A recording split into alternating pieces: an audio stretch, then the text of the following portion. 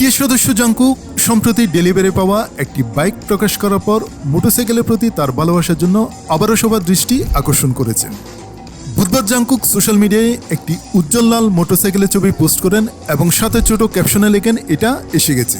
ভক্তরা দ্রুত পোস্টটিকে তার সম্প্রতি অর্ডার করা একটি মোটরসাইকেলের আগমন হিসেবে ধরে নেন, যা গায়কের বাইকের প্রতি দীর্ঘদিনের আগ্রহের সাথে আগে থেকে পরিচিত অনুসারীদের মধ্যে উত্তেজনা সৃষ্টি করে। জাংকুক এর আগেও বিটিএসের বিভিন্ন কন্টেন্ট ও টেলিভিশন অনুষ্ঠানে মোটরসাইকেলের প্রতি তার অনুরাগ প্রকাশ করেছেন।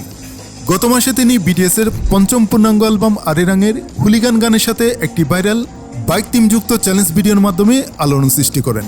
ভিডিওটিতে জাংকুককে একটি মোটরসাইকেলে করে রাস্তা দিয়ে যেতে দেখা যায় এবং পটভূমিতে হুলিগান গানটি বাজতে থাকে।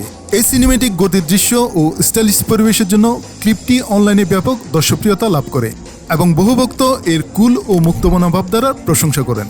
এই পোস্টটি এমন এক সময় এসেছে যখন বিটিএস তাদের BTS world tour Arirang in North America চালিয়ে যাচ্ছে।